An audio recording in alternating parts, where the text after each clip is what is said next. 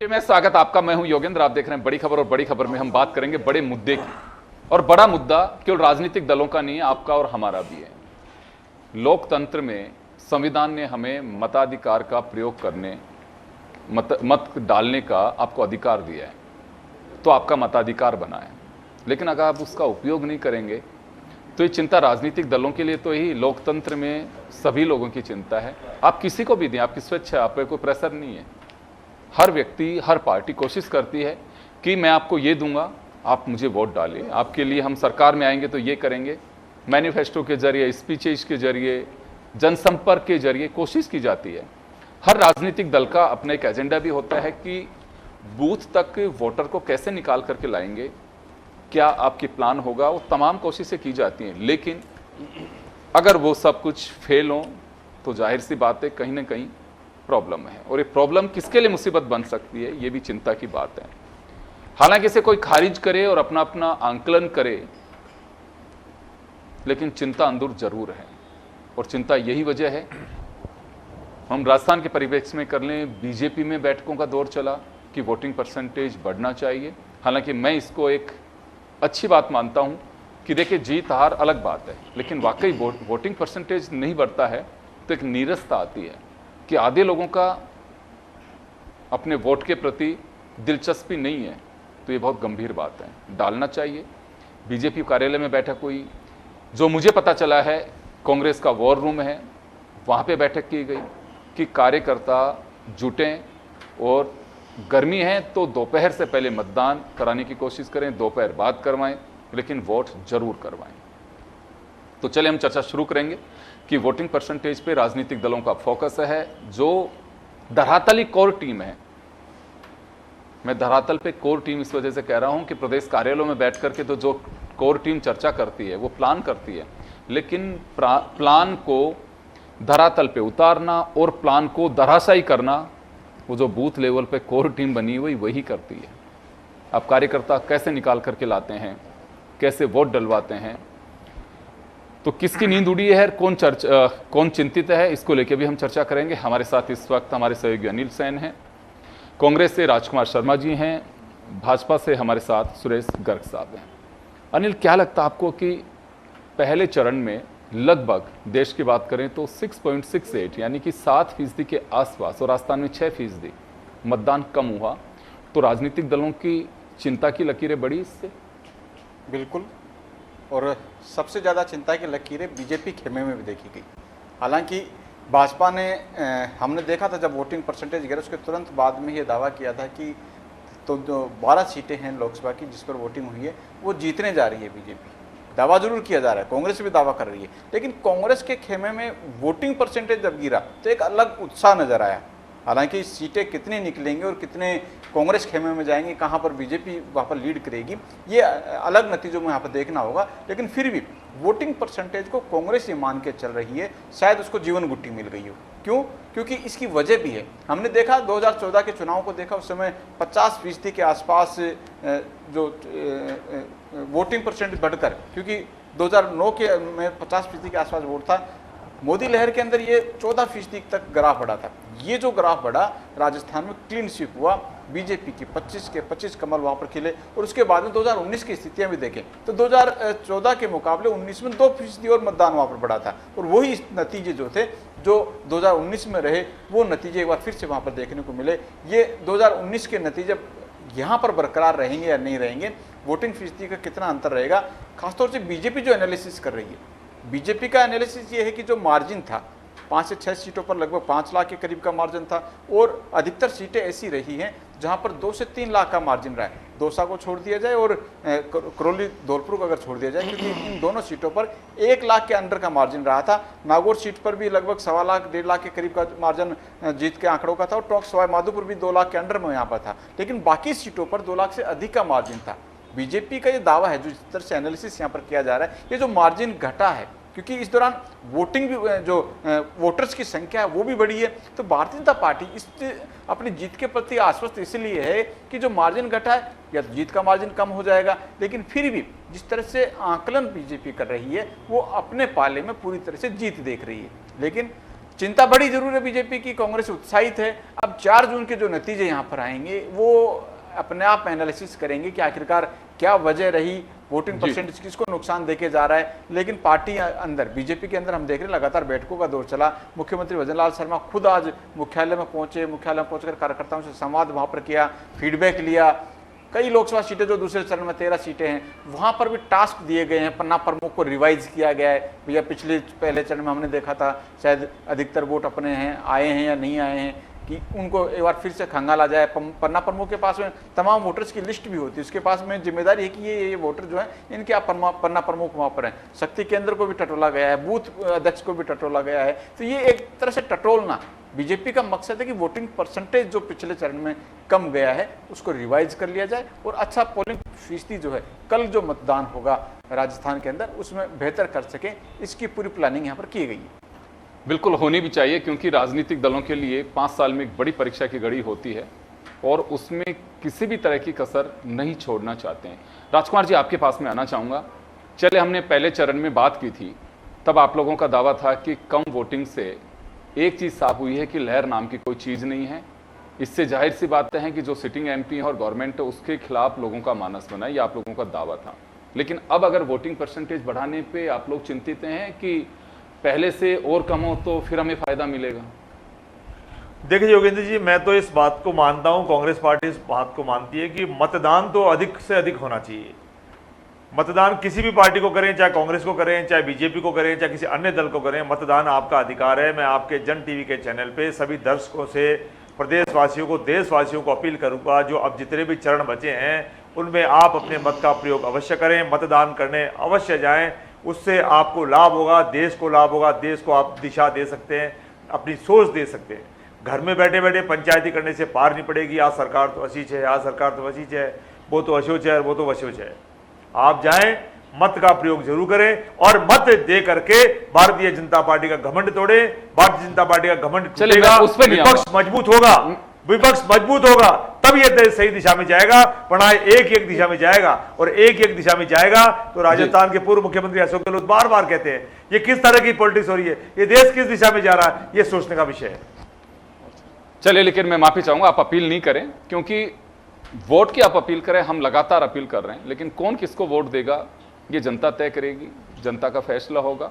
लेकिन हाँ, आपका जो मेरा मूल सवाल था, मैं उस पर जानना चाह रहा हूं कि पार्टी के स्तर पर कोई, ये आपका व्यक्तिगत विचार आया, आपने कांग्रेस के लिए भी कहा, लेकिन वोटिंग परसेंटेज बढ़ाने को लेकर के कुछ मीटिंग या कोई आपके नेताओं की कवायद? क्योंकि मेरे पास जो इनपुट आया कि वॉर रूम में आपके कुछ लोगों ने चर्चा की है और जो मैसेज जहां किया जा सकता वो किया। आपके नोटिस में है ऐसा कुछ?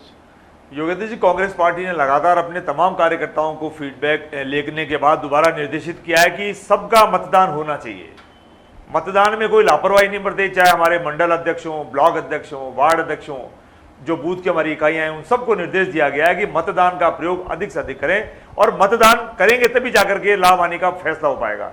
मत किसको कम पड़ा है, किसको ज्यादा पड़ा है, वो बात की बात है। ये कोई फार्मूला नहीं है कि मत प्रतिशत कम पड़ गया तो कांग्रेस को फायदा हो गया, ज्यादा पड़ गया तो बीजेपी को फायदा हो गया। ये हर चुनाव का अलग अलग अपना आकलन होता है, अपनी अपनी सिनेरी होता है। एक पॉलिटिकल जो राजनीतिक विश्लेषक होते हैं उनका, या जो ज्यादा विषय के विशेषज्ञ होते हैं, उनकी अपनी राय होती है। चलिए, मैं आपके चैनल पे निवेदन करूंगा, मत का प्रयोग अवश्य करें। बिल्कुल होना भी चाहिए। सुरेश जी, आपके पास में आना चाहूंगा। आपकी पार्टी ने बैठक ली और हालांकि देखिए, वोटिंग डलवाना ही सबसे पहली बात तो ये कि वोट निकालने की कोशिश हर पार्टी कराती है, और मैं इसको चिंता की जगह में ये मान करके चलता हूँ कि एक अच्छी बात है, करना चाहिए। आपके पास में अगर टीम है तो उसे चिंतित करना चाहिए, ताकि वो चिंता की वजह से वो सार्थक परिणाम दे सके कि हाँ, आपको वोट निकाल करके लाना है।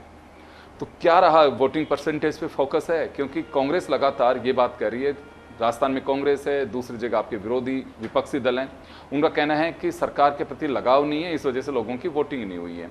अब लगाव पैदा होगा तो वोटिंग परसेंटेज बढ़ाने के लिए कुछ कवायद कर रही है बीजेपी? निश्चित रूप से Bharatiya Janata party voting percentage के लिए हमारी मीटिंग्स भी हुई है, पन्ना प्रमुखों की और जो भी बूथ अध्यक्ष है, कार्यकर्ता, सभी की मीटिंग हुई है कि जो 13 लोकसभा राजस्थान के अंदर अब 26 तारीख को इलेक्शन है, उसके लिए हमने हमारी स्ट्रेटेजी बनाई है और हम वोटिंग परसेंटेज बनाने के लिए काम कर रहे हैं। अब कांग्रेस के प्रवक्ता ने बोला कि विपक्ष मजबूत होना चाहिए। बिल्कुल, निश्चित रूप से विपक्ष मजबूत होना चाहिए। अब पिछली बार इनकी 51-52 सीटें आई थी, इनके जो अलायंस है उन्होंने खुद ने बोला कि 40 सीटें भी इनकी नहीं आएगी। तो अब विपक्ष मजबूत हो नहीं हो ये तो इनको देखना है, लेकिन हम तो हमारे स्ट्रेटेजी पे काम कर रहे हैं। हमारी सरकार बन रही है और नरेंद्र मोदी जी तीसरी बार प्रधानमंत्री बन रहे हैं। अब की बार 400 पार का जो नारा दिया है उस पर हम सफल होंगे। और मैं ये कहना चाहता हूँ कि हाँ परसेंटेज कम हुआ, लेकिन लोकतंत्र के अंदर सबको वोट देना चाहिए। लोकतंत्र तभी मजबूत होगा जब सब लोग वोट देंगे, तभी सरकार को भी संज्ञान में आएगा कि यार सब लोग सजग हैं। लेकिन आज बताइए 56-57% वोटिंग हुई है, तो एक सोचने का विषय है कि आदमी अगर 3 दिन की छुट्टी 4 दिन की छुट्टी के अंदर वो बाहर जा रहा है, उसकी वजह वो वोट डालने जाएगा तो वो अपना आपको एक गर्व महसूस करेगा कि मैंने वोट दिया है और मेरे वोट से वो व्यक्ति फलाना व्यक्ति जीता है। तो इसलिए मैं अभी सभी से अपील करता हूं कि जो अभी आने वाले चुनाव है उसके अंदर सब वोट डालने जाए और अपने इस लोकतंत्र को मजबूत करें। और भारतीय जनता पार्टी की स्ट्रेटेजी तो हमेशा सक्सेसफुल रही है और वो स्ट्रेटेजी पे काम करती है। और वोट प्रतिशत बढ़ाने का निश्चित रूप से आने वाले टाइम पे जो परसेंटेज डाउन हुए उससे तो आगे मतलब निरंतर बढ़ता रहेगा परसेंटेज। आने वाले जो 6 और लोकसभा चुनाव है उसके अंदर हमारा निरंतर वो परसेंटेज बढ़ेगा और भारतीय जनता पार्टी की हमारी निश्चित रूप से जीत रहेगी। चलिए वोट डालेंगे तो ही जीत होगी। मैं अनिल आपके पास में आना चाहूँगा। एक बड़े रोचक बात है कि राजनीतिक दलों के प्रवक्ता बैठे, मुझे लगता है मेरे से ज़्यादा जानकारी उनके पास में होगी। ओल ओवर अगर हम देखें पूरे इंडिया का जो 102 सीट के लिए मतदान हुआ था उसमें बड़ी मतलब चिंता की बात है कि 38% 18 से 25 साल के यूथ ने वोट डाला है, मात्र 38%। ये लगता है आपको कि एक चिंता की बात है कि नई पीढ़ी का वोटिंग में दिलचस्पी नहीं है? बिल्कुल। और चुनाव भी शायद लगा नहीं। पोलिंग बूथ पर हमने जहां भी देखा, राजस्थान की तस्वीरें आई, दूसरे स्टेट की तस्वीरें आई, वहां पर जो पिछले 2 चुनाव का रुझान था, हमने कवरेज भी की तो उस कवरेज में भी एक उत्साह लोगों में नज़र आ रहा था। ऐसा लग रहा था जैसे पोलिंग बूथ वोटर्स को खींच रहा हो और वोटिंग करने के लिए बुला रहा हो, वहाँ पर पहुँच भी रहा हो वोट डालने के लिए। मतदाता पहुँचने के बाद में एक अलग सा उत्साह नज़र उसके चेहरे पर आ रहा था कि हाँ वो किसी मकसद को लेकर, जो उसका विजन है उसको लेकर पोलिंग बूथ तक वहाँ पर पहुँचा है और अब वोट अपना कास्ट करेगा।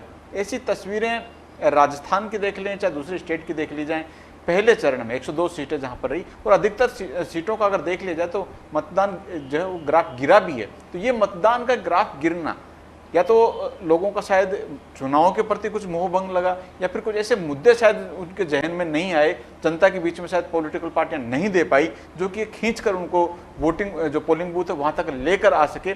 और यही वजह कहीं ना कहीं टेंशन वाली नवमतदाता की भी रही हो। हमने देखा था पिछले चुनाव का भी ट्रैक रिकॉर्ड देखा जाए तो लगभग 70% से ऊपर जो था वो वोटिंग का रेशियो नवमतदाता का रहा था, जो कि पहली बार वोट डालने का अधिकार उनको मिला था। पोलिंग बूथ तक वो पहुंचे, अपने वोट डालने के लिए वहां पर पहुंचकर अपने विचारों को एक तरह से बताया कि हाँ वो किसी भी पार्टी के साथ जुड़ रहा है तो उसका ये विचार है, उस विचार के आधार पर उसको वोट कास्ट वहां पर किया है। लेकिन ये टेंशन का विषय जरूर है कि जो नवमतदाता है जिसमें जो रुझान होना चाहिए उसको लगना चाहिए कि हाँ वो वयस्क हो गया है और अब उसको अधिकार मिला है, पहला अधिकार मिला है कि वो जनप्रतिनिधि का चयन वहाँ पर करे, लोकसभा के चुनाव हैं अपने सांसद का चयन वहाँ पर करे, अपने विचारों को वहाँ पर रखे। लेकिन इसमें गिरावट यहाँ पर देखने को मिली है। ये नवमतदाता के साथ साथ ऑल ओवर गिरावट भी है। लेकिन ये चिंता का विषय है कि जो पहली बार वोट डालने के लिए जा रहा है उसके जहन में भी नहीं है, उसके जहन में ये रुझान भी नहीं है, उत्सुकता भी नहीं है कि वो पोलिंग बूथ तक पहुँचे। बिल्कुल। इसमें एक चीज़ मैं जानना चाहूँगा अनिल, क्या दिलचस्पी नहीं है? दिलचस्पी का कोई कारण ये मान सकते हैं कि लोगों का इंटरेस्ट नहीं बचा है वोटिंग के प्रति, या उनको क्या लगता है इसमें? शायद कुछ नीरसता लगी, वही लगी कि जैसे मुद्दे होते हैं। हमने देखा था 2014 में मोदी लहर, उस समय वोटर्स को लाने की जरूरत नहीं पड़ रही थी। अक्सर राजनीति में ये होता है कि चाहे विधायक का चुनाव लड़ा जाए, पंचायत का चुनाव लड़े, लोकसभा का चुनाव लड़े, कार्यकर्ताओं को टास्क दिया जाता है कि ये वोटर इतनी दूर है, उनके लिए गाड़ियां लगाई जानी चाहिए, उनको गाड़ियों से लाके पोलिंग बूथ तक पहुंचाया जाना चाहिए। हाँ, जिसका वोटर नहीं पहुंचा उनको फ़ोन कॉल करके बताएं भैया आए नहीं हो आप लोग, पोलिंग बूथ तक आओ, वोट करने के लिए, कास्ट करने के लिए पहुंचे तो सही। ये दोनों चुनाव में स्थितियाँ शायद देखने को नहीं मिली। और कुछ ये लगता भी है कि शायद कार्यकर्ताओं में लगा हो कि हाँ वोट कास्ट करने के लिए मतदाता अपने आप ही आ जाता है। हम लोग पिछले 2 चुनाव का जो था वो रिजल्ट भी देख चुके हैं कि वोटर्स को बताने की ज़रूरत नहीं है। और इस बार कुछ ऐसे इश्यूज, जिस तरह से राम मंदिर का मुद्दा उठा ज़रूर था, लेकिन उसके बाद में ईडी की कार्रवाई ले ली जाए, केजरीवाल की गिरफ्तारी ले ली जाए, ये तमाम जो मुद्दे रहे हैं उनके बीच में राम मंदिर का इश्यू कहीं ना कहीं गौण नजर आया, जो कि एक उत्सुकता भरा भी था, जनता के बीच में एक पॉजिटिव मैसेज भी था। पहले से जब पब्लिक को लग रहा था कि इस बार तीसरी बार जो मोदी लहर चलेगी वो राम मंदिर के इशू पे चलेगी, लेकिन अब जनता के बीच में शायद ये मुद्दा गौण तो नहीं है, लेकिन उस तरह से चर्चा का विषय नहीं है जितना कि दो चुनाव के बीच में अलग अलग मुद्दे रहे। सर्जिकल स्ट्राइक को लेकर रहा, दूसरा चुनाव 2019 का, और 2014 का चुनाव जो मोदी लहर का रहा, मोदी जी के नाम पर तमाम जो लोग हमने देखा भीड़ जुटे, जयपुर में भी जो एक बड़ी जनसभा यहाँ पर हुई थी, लाखों की संख्या में लोग यहाँ पर पहुंचे थे। तो वो रोचकता वो लोगों के जहन में नहीं जगा पाई, शायद पार्टियां अपना विजन शायद वोटर्स के जहन में नहीं डाल पाई और ये नहीं बता पाई, नहीं समझा पाई कि हाँ हम ये विजन लेकर आए हैं और इस विजन को आप समझिए, और समझने के बाद में आपकी उत्सुकता क्या है, आप इसके पक्ष में हैं या पक्ष में नहीं है। तो अनिल, लगता है कि राजनीतिक दलों को स्ट्रेटेजी बदलनी पड़ेगी कि जिन मुद्दों से आप अपना गला थामने की कोशिश कर रहे हैं, बैठा रहे हैं, उनमें इंटरेस्ट नहीं है पब्लिक का। ठीक है, आज सभाओं में तय माना जाना चाहिए कि आम पब्लिक का कोई सरोकार नहीं रहता है, नेताओं की लाई हुई भीड़ होती है और नेता अपने कार्यकर्ताओं को लेके आते हैं, वो भीड़ होती है। आम पब्लिक की जो पहले हुआ करती थी कि विपक्षी विरोधी भी नेताओं की स्पीच सुनने के लिए जाते थे, और चाहे चाय की दुकान पे कान लगा के सुने या फिर पान की दुकान थड़ी पे, क्योंकि दिलचस्पी लेते थे लोग, हाँ मुद्दा क्या है सामने। अब चुनाव मुद्दों पे लड़े जाते थे। आजकल तो ये देखा जाता है कि अच्छा हम इस पे भाषण कितना लंबा दे सकते हैं और जनता में कैसे फेंक सकते हैं उसको, वो मुद्दे लपकने की कोशिश करते हैं। ये बड़ी बात है। तो दिलचस्पी कैसे पब्लिक में बने, ये ठीक है, कमीशन अपनी ओर से कोशिश कर रहा है, हम सब लोग भी, मीडिया पे अपना रोल प्ले करता है, कोशिश की जाती है कि ज़्यादा से ज़्यादा लोग जाएं। हम चौपाल पे भी जाते हैं, लोगों को मोटिवेट भी करते हैं कि आपके पास में वहाँ पीने के पानी की व्यवस्था होती है, छाया की व्यवस्था होती है, सुबह 7 बजे से शाम 6 बजे तक के लिए आपके पास में ओपन टाइम है, आप आराम से वोट डाल सकते हैं। 13 घंटे का समय जो टाइम आपको दिया हुआ है 11 घंटे का, वो भी कोई कम टाइम नहीं होता है। और अगर आप बूथ पे पहुंच जाते हैं 6 बजे तक, रात को चाहे 10 बजे तक भी अगर आप कतार में हैं तो आपका वोट डलेगा, आपको बाहर नहीं निकाला जा सकता। इतनी ज़्यादा सुविधाएं होती हैं। राजकुमार जी, आपके पास में आना चाहूँगा। चलिए हम चर्चा करते हैं कि कम मतदान हुआ, नीरसता है, लेकिन आप लोगों को नहीं लगता है राजनीतिक दलों के भी आप लोगों का जो स्पीच पब्लिक वहाँ सुनने के लिए जाती है उसकी दिलचस्पी नहीं रही? योगेंद्र जी, दिलचस्पी इसलिए नहीं रही कि आपको याद होगा कोरोना काल के अंदर देश के प्रधानमंत्री जो अपने आप को दुनिया का सबसे बड़ा नेता मानते हैं, उनकी पार्टी दुनिया की सबसे बड़ी पार्टी अपने आप को मानती है, कोरोना में देश के प्रधानमंत्री ने अपील की थी, ताली बजाओ, थाली बजाओ, घंटी बजाओ, टॉर्च जलाओ, और देशवासियों ने उनकी अपील को स्वीकार किया था। तो वोटिंग पर देशवासियों ने उनकी अपील किया, आप लोग योगेंद्र जी, देशवासियों ने स्वीकार किया था और उन्होंने जो कहा था वो किया था। अब देश के प्रधानमंत्री बार बार अपील कर रहे हैं, लेकिन देश मान नहीं रहा है।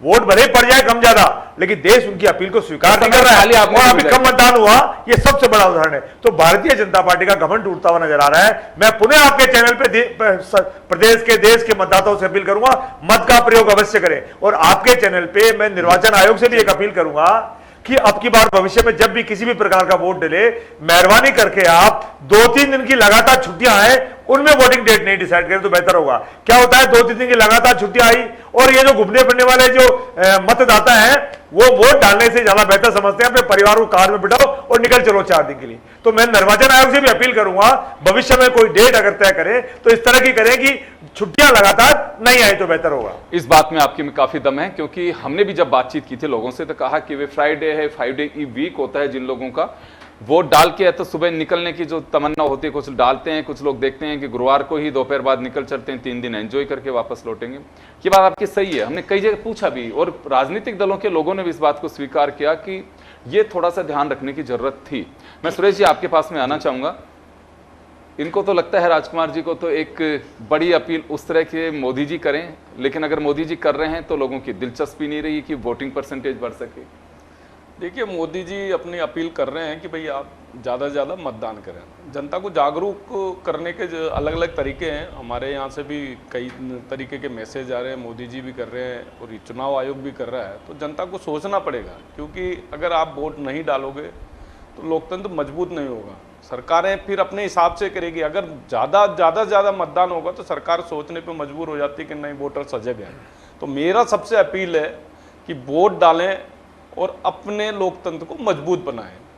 और राजकुमार जी की बात का समर्थन करता हूं कि हाँ भाई, विश्व की सबसे बड़ी पार्टी है। आज हमारे पूरे धन्यवाद हिंदुस्तान में 18 करोड़ सदस्य हैं हमारे भारतीय जनता पार्टी के, और विश्व की सबसे बड़ी पार्टी है, तो इसमें तो गर्व महसूस होता है हमको। हम तो चाहते हैं कि आप भी आए, स्वागत है आपका।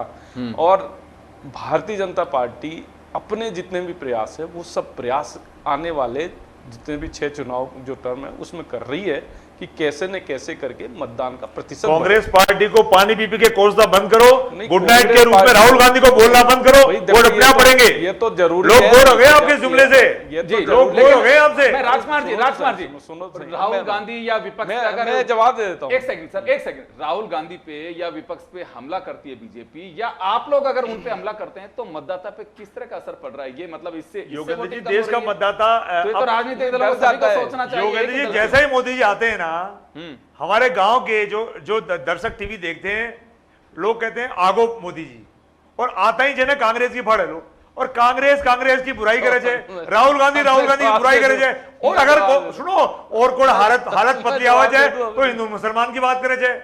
तो ये जो ट्रेंड चल रहा है, अभी आपने देखा प्रथम चरण के बाद मोदी जी की टोन नीचे आई है, प्रधानमंत्री जी की टोन प्रधानमंत्री के स्तर की नहीं थी, हिंदू मुस्लिम करने लग गए। तो देश के प्रधानमंत्री को तय करना पड़ेगा कि वो भारतीय जनता पार्टी के लिए देश के प्रधानमंत्री हैं, उनके लिए हिंदू मुस्लिम सिख ईसाई जैन बौद्ध धर्म सब आपके हैं। आप भारतीय जनता पार्टी के कार्यकर्ता हैं, वो एक अलग इशू हो सकता है। जवाब दिलवा दो, जवाब दे रहे हैं। मैं जवाब देता हूँ। राहुल गांधी को पहली बात है कि अभी दूसरे चरण के जो मतदान है, इन्होंने प्रचार करना ही बंद कर दिया। इन्होंने सोच लिया कि भाई यहाँ तो राजस्थान में हम जीतेंगे नहीं, तो राहुल गांधी और इनका जो परिवार है उन्होंने प्रचार करने से ही मना कर दिया कि राजस्थान में न तो खड़गे जी आएंगे, न प्रियंका जी आएंगे, न राहुल गांधी आएंगे। ये इन्होंने अपनी हार स्वीकार की है। प्रचार करने आते तो पता लगता ना कि हाँ भाई, तो इसलिए ये है। और देखिए, राहुल गांधी जी गलती करेंगे तो उसको हमारा बताना, जनता को बताना हमारा अधिकार है। राहुल गांधी जी ये बोलेंगे कि हम एक झटके के अंदर ठक ठक करके गरीबी मिटा देंगे। अरे 58 साल राज किया, गरीबी मिटाने के लिए नारा ही दिया है आपने, कभी गरीबी मिटाने की कोशिश नहीं की। ठक ठक ठक ठक करके गरीबी मिटा देंगे, ये ऐसे गरीबी मिटती है क्या? तो ये सब चीजें जनता आपकी बातों पे हंसती है। तो इसलिए यहाँ के नेता है, उन्होंने मना कर दिया कि राहुल गांधी जी को राजस्थान में प्रचार करने के लिए नहीं बुलाए। ये तो इनकी स्थिति है। तो अब हम क्या करें इसके अंदर? हम तो चाहते हैं कि आइए राहुल गांधी जी। चले, वो तो नहीं आ रहे, वो उनकी कहानी है, वो समझेंगे। पर मुझे ये बताइए कि आपकी पार्टी के नेता सारे दिग्गज आए पहले भी, लेकिन फिर भी वोटिंग परसेंटेज नहीं। अगर नेताओं से अगर वोटिंग परसेंटेज बढ़ रहा है तो कम से कम ये तो बढ़ना चाहिए। या फिर मैं ये मान के चलूं कि 56% जो वोट हुआ है बीजेपी वालों ने डाल दिया और कांग्रेस वालों रह गए, डाला ही नहीं। देखिए योगेंद्र जी, मैं इसमें भी कहता हूं, मैं मानता हूं कि वास्तव में वोटिंग परसेंटेज कम हुआ, लेकिन भारतीय जनता पार्टी का वोटिंग परसेंटेज इसलिए कम नहीं हुआ। अगर देखिए, हर आदमी ये चाहता है कि मोदी जी तीसरी बार प्रधानमंत्री बने। मोदी जी के प्रति किसी की नेगेटिविटी नहीं है। विश्व की 76% रेटिंग है। तो मैं कह रहा हूं कि हमारा जो वोटर है वो समय पे ही वोट डाल के चला गया। मैं 7 बजे वोट डालने गया, 7 साढ़े 7 बजे लाइनें लग रही थी। तो ये देखिए, जागरूक है वोटर। डालने मतलब है कि जिनको मोदी को वोट करना था वो तो डाल हाँ, के चले गए, निश्चित गया। बाकी लोग नहीं डाल गए, वो सोते रह गए। हम तो कह रहे हैं कि 25 की 25 राजस्थान में जीत के आएंगे। 12 पहले हो गई, 19 तारीख को वो भी जीत के आ रहे हैं, 13 जो कल है उसमें भी हम जीत के आ रहे हैं, क्योंकि हम कॉन्फिडेंट हैं। साहब, लेकिन ये कभी ये नहीं कहते कि हाँ हम जीत के आ रहे हैं साहब, लेकिन ये विश्वास होता है बस। चलिए, मैं माफी चाहूंगा, मैं रोकना चाहूंगा। खैर चलिए, वोटिंग करना आपका राइट है और करना चाहिए। राजनीतिक दल भी अपनी ओर से कोशिश करते हैं, क्योंकि वो एक ऐसा सिस्टम डेवलप होता है कि उनके बूथ एजेंट होते हैं, एक टीम होती है उनके पास में जो घरों से लोगों को निकाल करके लाती है। लेकिन मेरा मानना है कि खुद को आगे बढ़ करके वोट डालना चाहिए, क्योंकि आपका अधिकार है। और नहीं डालेंगे तो एक नीरसता है, वो नीरसता पे कई तरह की चर्चाएं होंगी। लेकिन बेशक चैनल्स के ऊपर राजनीतिक दल कितना भी दावा और टाल ठोकें, लेकिन नींदें पहले चरण ने सबकी उड़ा दी। वोटिंग परसेंटेज से अंदर खाने में जब चर्चा होती है तो मजबूर कर दिया कि अगले चरण के लिए रणनीति बदलिए और तय करिए। लेकिन अगर वाकई मुद्दों की बात करें और मुद्दों को ही आधार बनाया जाए तो शायद एक बड़ी वजह है कि राजनीतिक दलों को भी सोचना होगा कि इस नीरसता की वजह कहीं हम तो नहीं है कि हम जनता के बीच वो मुद्दे ही नहीं लेके जाना चाह रहे हैं जो सुनना चाहती है। और अगर ऐसा ही रहा तो अभी भी कोई दावा नहीं कर सकता है कि वोटिंग परसेंटेज इस तरह से बढ़ जाएगी। लेकिन कोशिश करनी चाहिए कि जनता भी समझे और नेताओं को भी समझना चाहिए कि हाँ वाकई उनके हक की बात की जाए, अपने हक की नहीं, अपने हित और लालच की नहीं, जनता की बात हो। तब मुझे लगता है कि एक टेम्पो बनता है, हर लोगों का इंटरेस्ट डेवलप होता है। पहले नारे चलते थे, चाहे विरोधियों के हों चाहे पक्ष वालों के हैं, उन नारों से बच्चों की जब टोलियां चलती थी एक माहौल दिखता था कि हाँ वास्तव में कहीं चुनाव है, लोकतंत्र का पर्व है। लेकिन अब नीरसता, हमने पहले भी कहा था कि मार्केट में नीरसता है। वोटिंग परसेंटेज पे सवाल भी खड़े हुए थे कि होगा कि नहीं होगा। कमीशन ने बहुत कोशिश की हैं, व्यवस्थाएं कराई हैं, सेल्फी पॉइंट्स दिए हैं, पिंक बूथ बनाए हैं, हर तरह की कोशिश की हैं, महिलाओं के लिए महिलाओं के बूथ भी बनाए। लेकिन तमाम जो कोशिशें हैं वो कोशिश ही की जा सकती हैं, उसके मुख्य सूत्रधार आप मतदाता हैं। जब आप वोट डालेंगे तो ही एक फल सामने आएगा। चलिए, बहुत बहुत शुक्रिया आप सभी का, और बड़ी खबर में इतना ही। दीजिए इजाजत, नमस्कार।